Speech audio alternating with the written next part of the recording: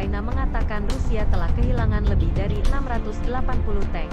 Sementara itu, Oryx, blog militer dan intelijen yang menghitung kerugian militer Rusia di Ukraina berdasarkan foto-foto yang dikirim dari zona perang, mengatakan Rusia telah kehilangan lebih dari 460 tank dan lebih dari 2.000 kendaraan lapis baja lainnya. Menurut RAND Corporation dan IISS, Institut Internasional untuk Studi Strategis, Rusia memiliki total sekitar 2.700 tank tempur utama pada awal konflik. Lembing dapat ditembakkan sehingga rudal meledak di bagian atas tank, di mana lapis baja terlemah.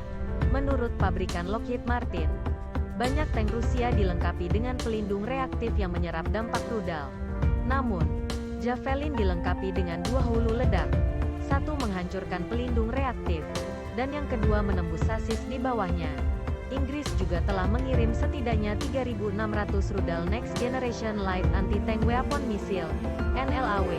Ini juga dirancang untuk meledak saat melewati bagian atas tank yang relatif terbuka.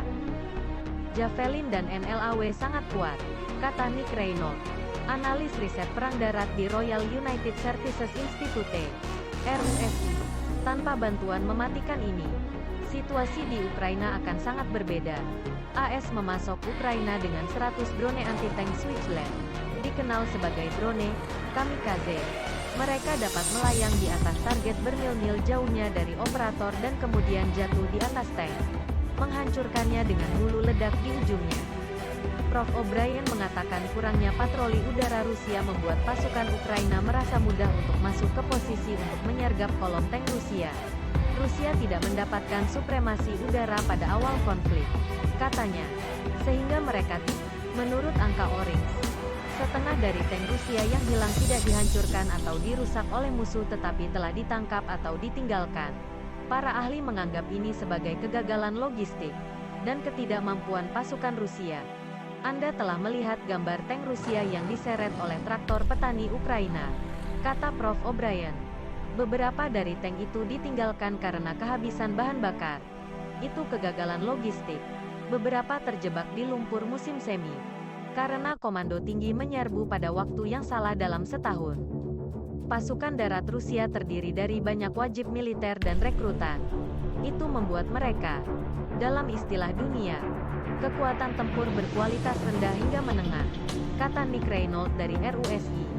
Banyak tank terbengkalai karena cara mengemudi yang buruk. Ada yang terlempar dari jembatan, yang lain terlempar ke parit sehingga relnya lepas.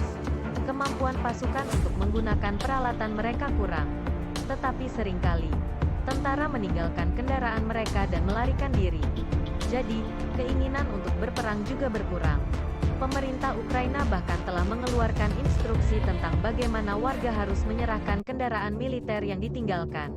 Pihak berwenang juga menegaskan bahwa siapapun yang menemukan piala pertempuran seperti itu tidak perlu menyatakannya untuk tujuan pajak.